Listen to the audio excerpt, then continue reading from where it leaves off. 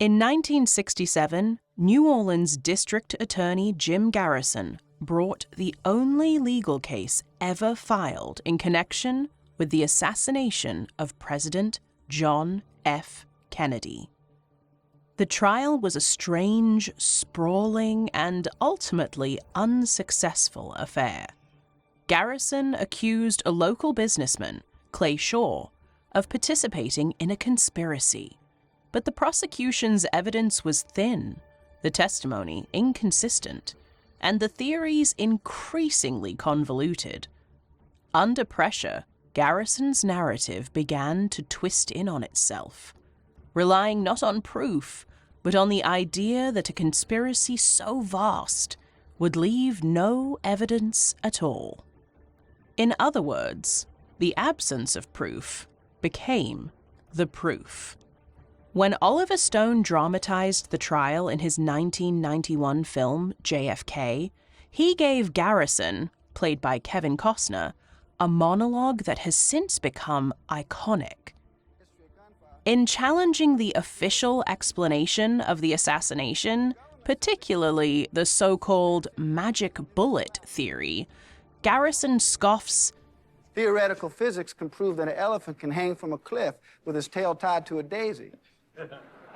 But use your eyes, your common sense. The Army wound ballistics experts at Edward Arsenal fired some comparison bullets. Not one of them looked anything like this." It's a powerful moment. The jury is enraptured. But here's the catch.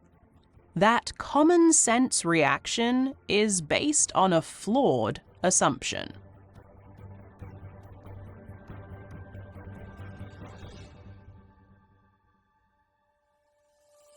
The magic bullet theory seems ridiculous if you imagine the car seats aligned perfectly, one behind the other. But in reality, Governor Connolly was seated in a jump seat, lower and to the left of Kennedy. When you factor that in, the bullet's path, far from magical, becomes plausible.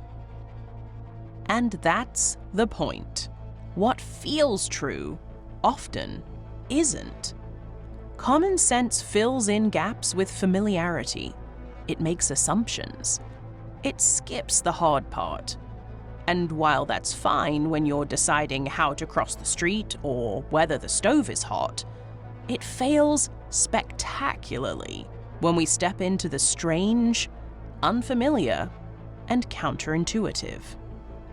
From black holes to probability, consciousness to investment strategy, the world rarely behaves the way we expect it to. Sometimes, the most dangerous thing isn't what we don't know.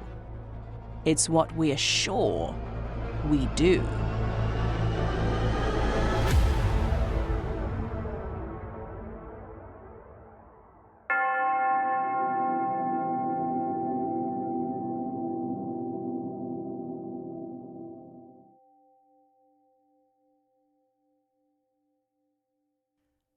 Take your own mind, for instance.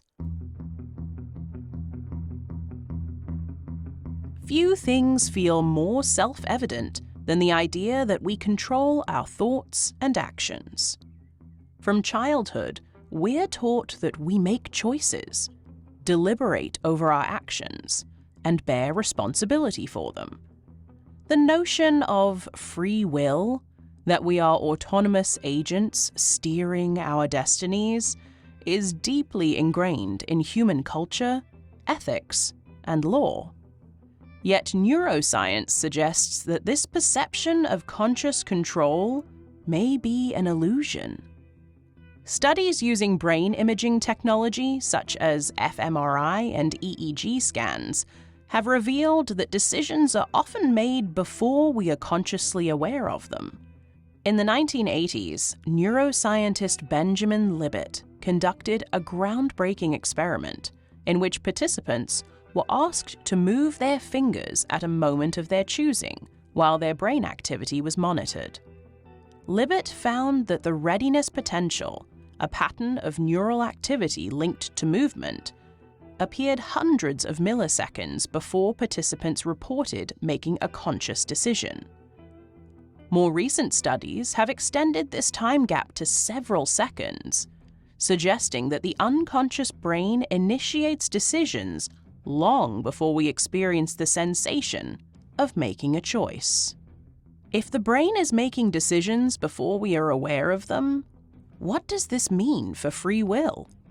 One possibility is that consciousness is not the initiator of decisions, but rather a narrator, creating a post hoc story to justify actions that have already been set into motion. This implies that what we experience as a conscious choice is, in fact, a retrospective illusion, making us passengers rather than pilots of our own minds.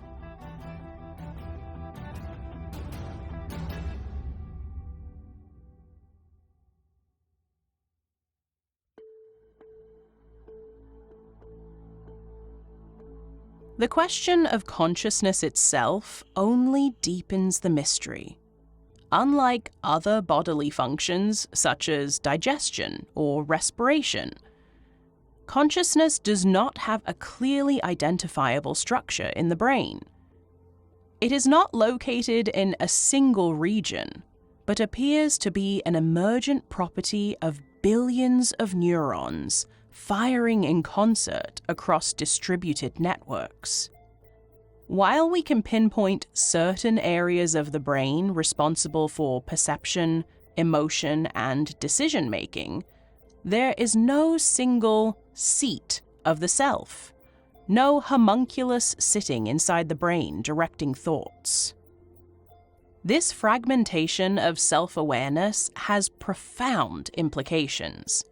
If the self is not a unified entity, but a collection of competing neural processes, what does that say about identity, agency, and personal responsibility?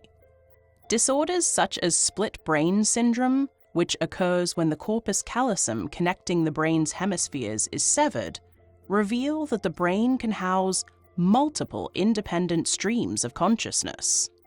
Patients with this condition often exhibit bizarre behaviors, such as one hand acting in direct opposition to the other, suggesting that even within a single individual, there may not be a singular coherent self, but multiple competing selves. But if we aren't the sole authors of our thoughts, if consciousness is less a spotlight and more a shadow play, then what exactly are we?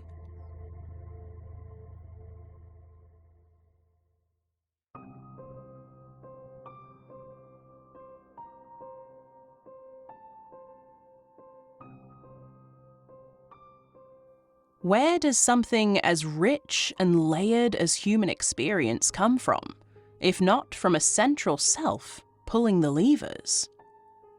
That question leads us to one of the most counterintuitive truths of all. Common sense tells us that complexity must stem from equally complex causes. We assume intricate systems, whether biological, cognitive, or cosmic, require an intelligent designer. Yet nature repeatedly demonstrates that complexity emerges from simple rules without foresight or intent.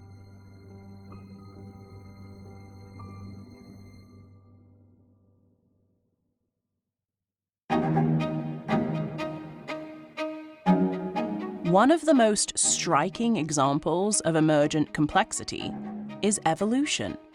The human body, with its vast interdependent systems, seems irreducibly complex.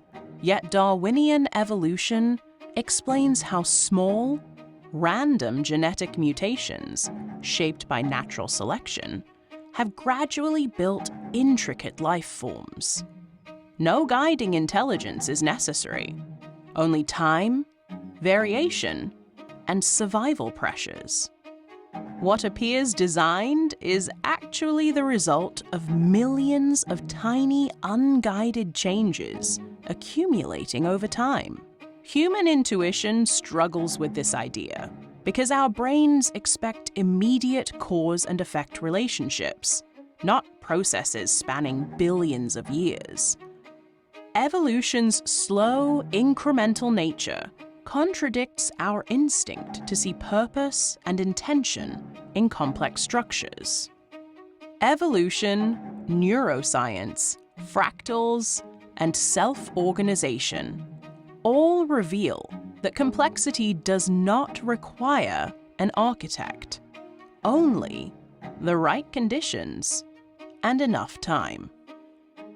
While common sense suggests that intricate systems must be designed, reality proves that profound order can emerge from seemingly mindless simplicity.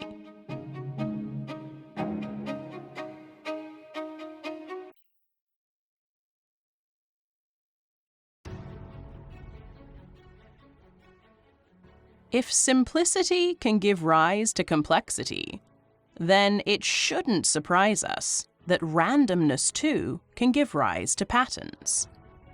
But here's the catch. Our brains weren't built to recognize this. We are natural-born storytellers, not statisticians. And when we try to make sense of randomness, we often see cause where there is none, or miss the invisible structure underneath it all. This is especially true when it comes to probability.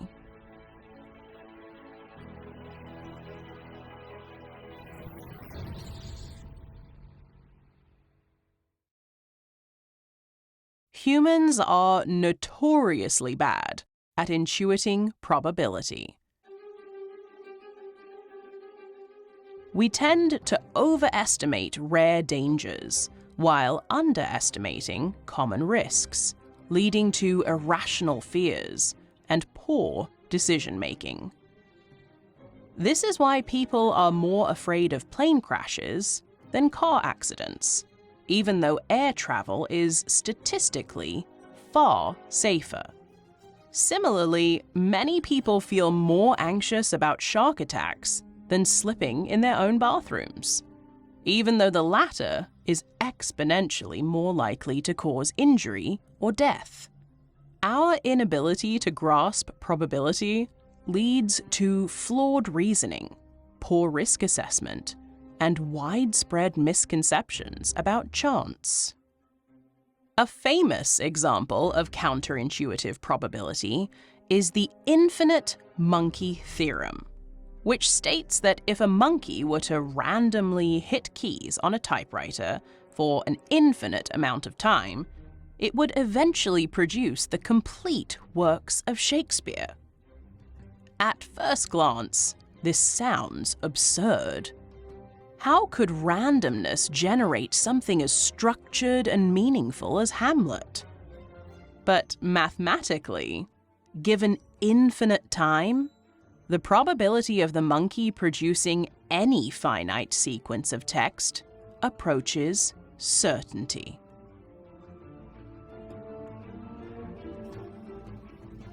However, many people misunderstand the implications of this theorem.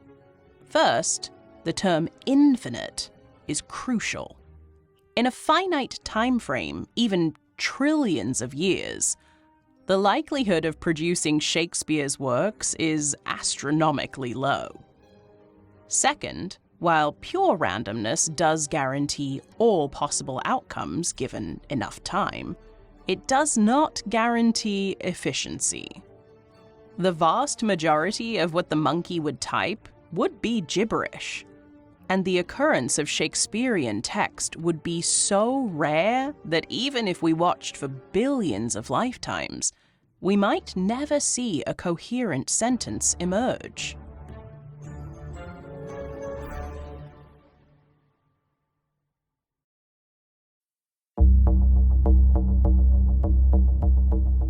Some critics argue that the theorem, while mathematically valid, is a misleading representation of how randomness works in the real world, where meaningful structure rarely emerges from chaos without some guiding mechanism.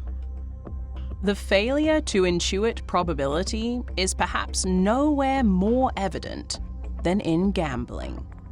One of the most common misconceptions gamblers fall for is the gambler's fallacy, the belief that past random events influence future random outcomes.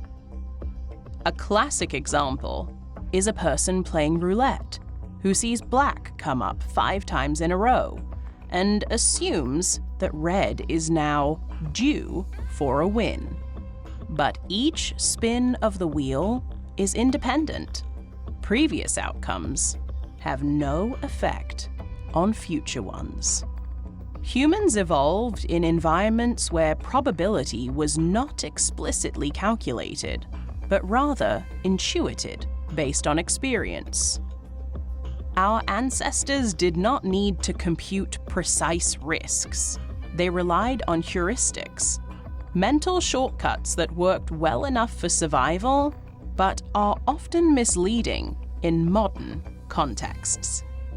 This is why people struggle with large numbers and fail to grasp just how unlikely certain events are.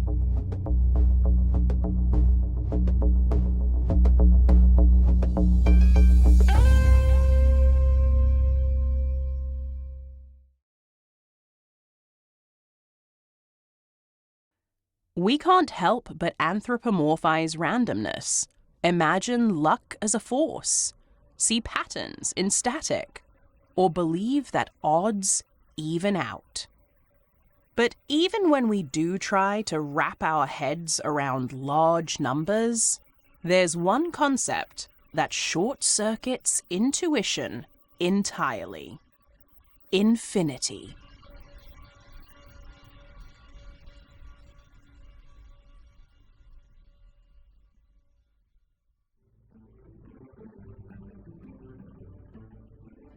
It feels like just a really big number, something beyond a trillion or a Google. But infinity isn't a number at all. It's a boundless abstraction, and it behaves in ways that defy common sense at every turn. Our brains evolved to count and measure things in finite quantities, but infinity refuses to be tamed. We instinctively think in terms of limits. Objects have edges, time has a beginning and an end, and numbers, while large, should still be countable. However, mathematics reveals that infinity behaves in ways that contradict our common sense. Consider the paradox of Hilbert's infinite hotel, a famous thought experiment devised by German mathematician David Hilbert. Imagine a hotel with an infinite number of rooms, each already occupied by a guest. If a new traveler arrives, logic would suggest that the hotel is full. However, by shifting each guest one room over, moving the guest in room 1 to room 2, the guest in room 2 to room 3, and so on, room 1 becomes available for the new arrival. This process can be repeated indefinitely, meaning that despite being full, the hotel can always accommodate more guests. This paradox exposes the unintuitive nature of infinity. Unlike finite sets, where adding more elements increases the total count, infinite sets can be rearranged in paradoxical ways while still remaining infinite. Even more bizarre is the fact that some infinities are larger than others. The most famous example of this comes from the work of mathematician George Cantor, who discovered that the set of real numbers, including all decimals and fractions, between 0 and 1, is larger than the set of all whole numbers, despite both being infinite. This is because whole numbers, regardless of their size, can still be counted sequentially, meaning they form a countable infinity. However, the real numbers between 0 and 1 include an uncountably infinite number of decimal variations, making it an uncountably infinite set. Cantor proved this by using his diagonalization argument, which shows that no matter how you try to list the real numbers, there will always be numbers left out, demonstrating that this infinity is provably larger than the infinity of whole numbers.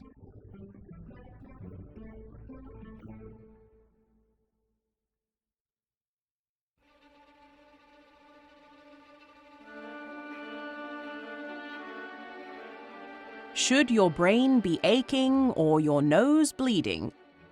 Don't worry. That is rather the point. Concepts such as this are entirely counter to that which we can understand instinctively. These ideas seem paradoxical because our brains are wired to grasp quantities in physical terms.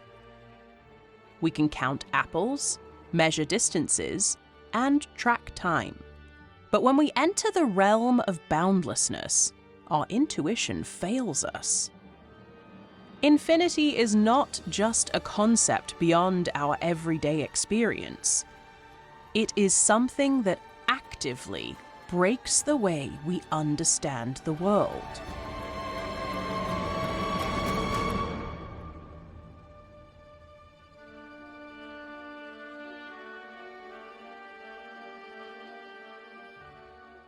Infinity forces us to confront how ill-equipped we are to grasp the boundless. But if the idea of something stretching forever breaks the mind, consider the opposite: nothing at all.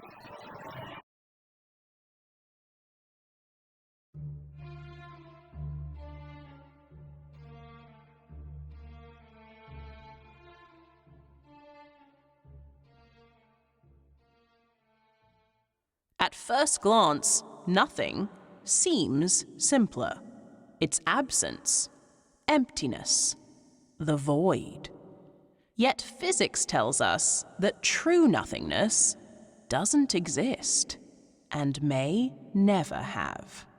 The concept of nothing seems straightforward, an absence of something, a void where no matter, energy, or structure exists.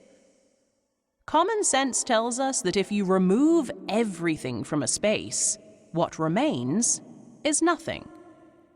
But modern physics reveals that nothing is far more complicated than our intuition suggests. Even in the most seemingly empty vacuum, something is always happening. And the very notion of absolute nothingness becomes paradoxical when examined through the lens of quantum mechanics and cosmology. Even in the absence of matter, empty space is not truly empty.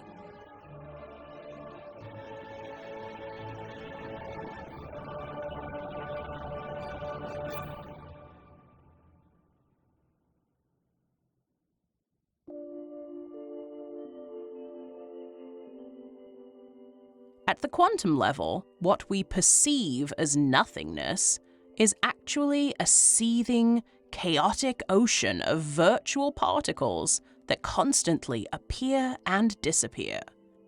These ephemeral particles, known as quantum fluctuations, momentarily appear and then annihilate one another, creating tiny but measurable effects.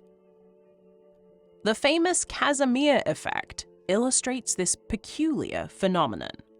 When two uncharged metal plates are placed extremely close together in a vacuum, they experience a force pushing them together.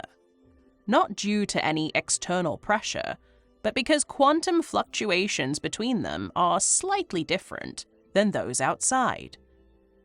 This effect is direct physical evidence that even in a vacuum, space itself is active, dynamic, and filled with energy.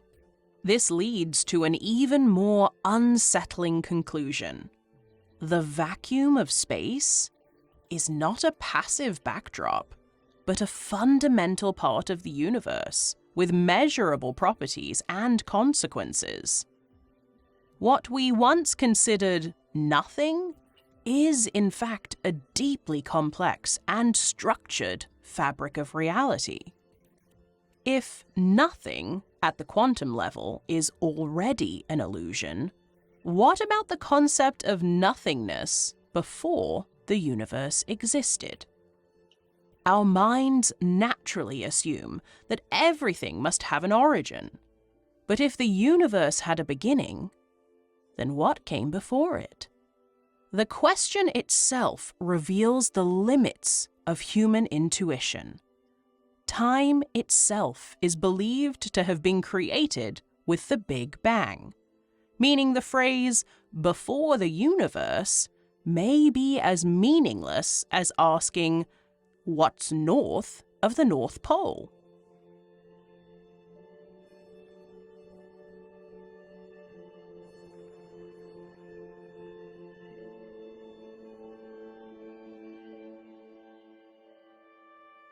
But if the quantum vacuum reveals that even nothing is not what it seems, then what do we call the empty spaces where common sense should reside, but doesn't?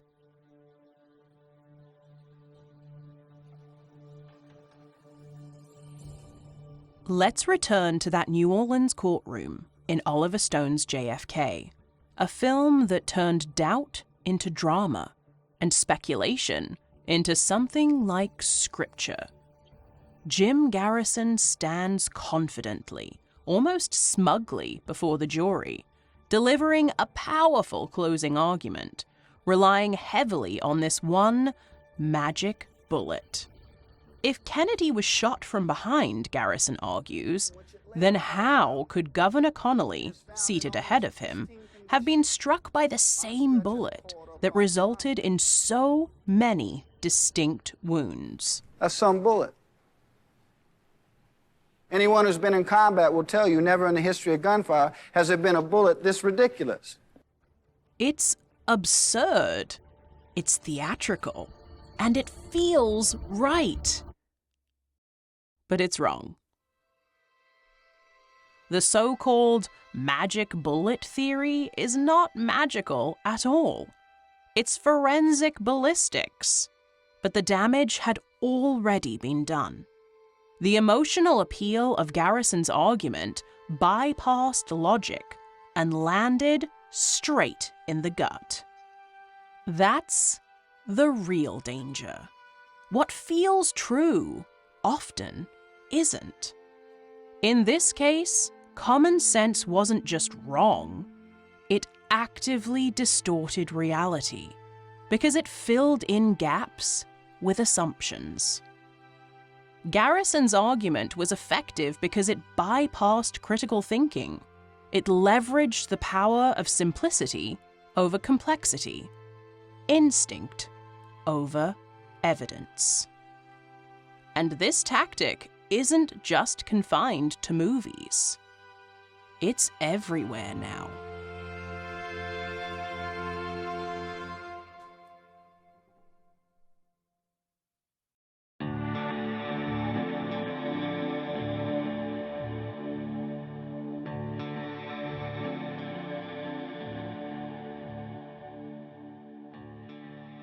Today, common sense is used not only to dismiss ideas, but also to discredit people, especially experts.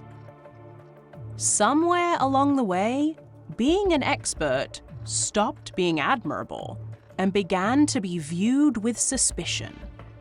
The very word expert now often carries a negative connotation in public discourse, as if years of study, experience, and evidence-based thinking are viewed as red flags rather than qualifications. This isn't just cultural fatigue.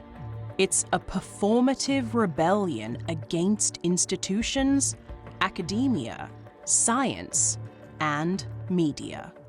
Against anything that seems too complex, too elite, or too difficult to grasp at a glance. Instead of saying, "I don't understand that. Can you explain?" we're increasingly hearing, "I don't understand that. So it must be a lie." And this mindset opens the door to conspiracy thinking. If a claim contradicts what feels intuitive, it's not just wrong, it must be deceptive. Climate scientists have become part of a global hoax. Virologists are accused of inventing pandemics. Mental health professionals are dismissed as peddlers of made-up disorders. Engineers explaining 5G technology are met with suspicion, not curiosity. Even the shape of the Earth is up for debate again, as if centuries of measurement and observation can be outweighed by gut feeling. What's dangerous here isn't just misinformation. It's the growing assumption that any form of complexity is a con. That if something doesn't align with your intuition, it must be part of a plot. That truth should be obvious, simple, and easily felt. And if it's not, someone's probably hiding something.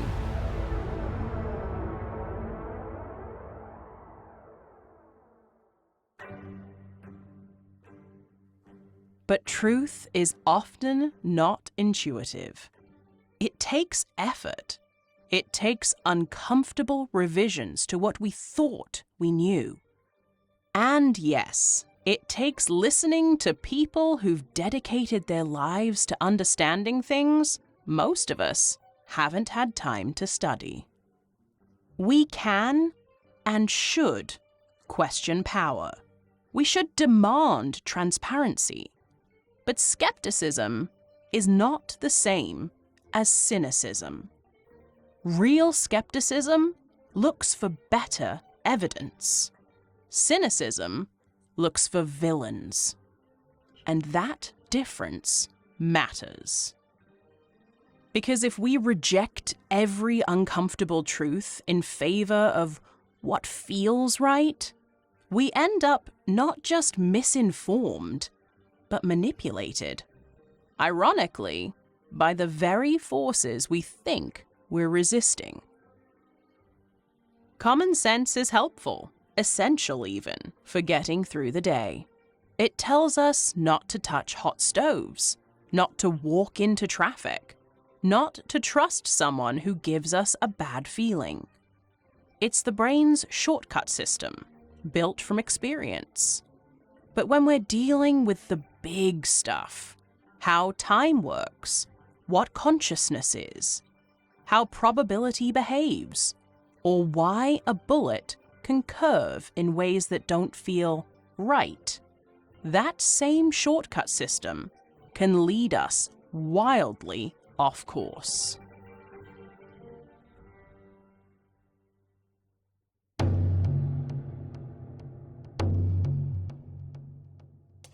Understanding where our intuition falls short is how we grow. It's not a sign that we're stupid or out of touch. It's a sign that we're curious, open, and willing to stretch beyond what's familiar. That's where every great scientific discovery has come from. Not from trusting gut instinct, but from saying, wait, what if I'm wrong? But that requires trust in a process, not a person. One of the most dangerous trends of our time is the growing distrust of science, not of individual studies or researchers. Healthy skepticism of findings is part of the process. but a broad ontological suspicion of science itself, as if science were a belief system or bureaucratic cabal. It's not. Science is not the discipline of stating the obvious. It doesn't promise to be right forever. In fact, its greatest strength is that it doesn't try to be. Good science doesn't say, "This is the final truth." It says, "This is what the evidence tells us right now," until something better is proven.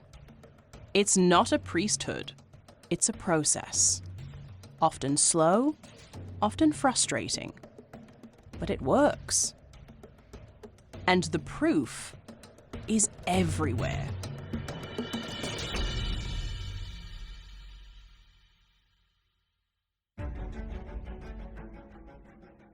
We now accept without hesitation that the Earth orbits the Sun, a fact that once seemed laughable and heretical. We accept the germ theory that diseases are caused by invisible organisms, not curses, bad air, or divine punishment. These were once revolutionary ideas that contradicted everything people believed. However, over time, with evidence, replication, and refinement, they became established facts. Not because someone powerful said so, but because the method worked. It's not a cathedral, it's a construction site. The motto of the Royal Society, one of the oldest scientific institutions in the world, is nullius in verba. Take nobody's word for it. Or, more plainly, prove it. That's the point. Not authority, not certainty. Evidence. The truth is, nobody's born knowing how relativity works, or how to read the stock market, or diagnose a heart attack. These things are learned. And the first step in learning anything meaningful is being willing to admit that your instincts might not be enough. So the next time something feels obvious, take a beat.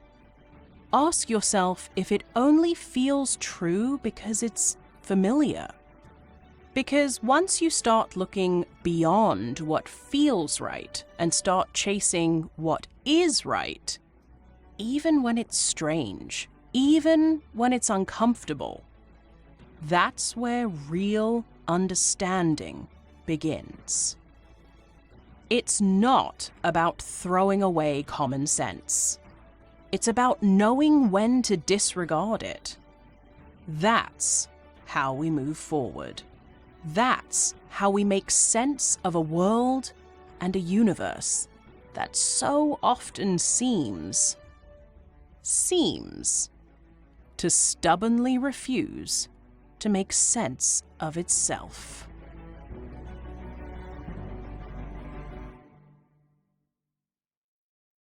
And as for the headache and the nosebleed, turn the lights off. Take a Tylenol, lean your head back, and don't worry about the details and jargon too much. If you don't understand everything you've heard, you're in good company. Most of us don't, and can't. At least, not commonly.